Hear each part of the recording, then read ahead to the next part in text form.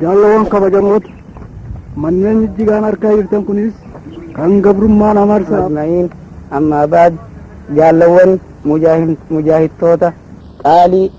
kanneen lubbuu fi qaalii tana rabbii ol qabuuf biyya teessan kaafira irraa kaasuuf shu'ummaa irraa kaasuuf alaabaa maqaa rabbii qabdu biyya teessan keessa gadhaabuuf if qabdan waa hunda dura dursee assalaamu alaykum wa rahmatullaahi wa barakaatuh.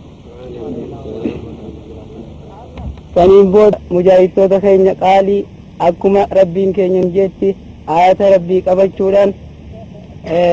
kalimaa isaa ol qabuuf jecha lubbuu teessan warri dabarsitan rabbii fi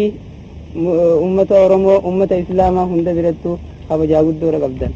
Saniif jecha nuti rabbiin keenya wanni nuun jee akkuma isin beektanii lubbuu teessan kennitatti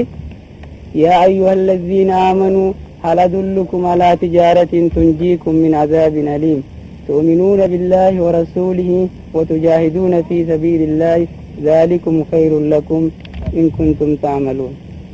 ربين كن يكن ننجا يا ور ربي تأمنه إرجاسا نبي محمد دومته ما يسين كجلشو هرا نجدا ترفيق أبو نجدا خساران كمنه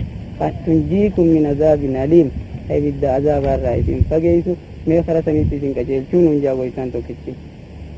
أيه تؤمنون بالله ورسوله وتجاهدون في سبيل الله بأموالكم وأنفسكم ذلكم خير لكم إن كنتم تعملون. ربي كيسا دقومسا وجي ساتي في توكتما سا كيسا واني نيسن أمر هند كيسا ربي كيسا دقومسا إرقما سا دقومسا واني نيسن التندفة هند وجي رولسا واني نيسن إذا رولك إذا رول كمان نجا. سنين بودا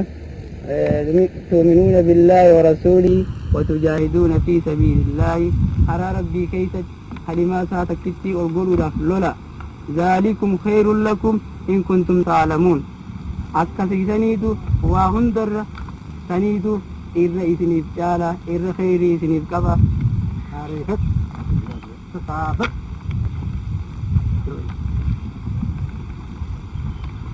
جوالا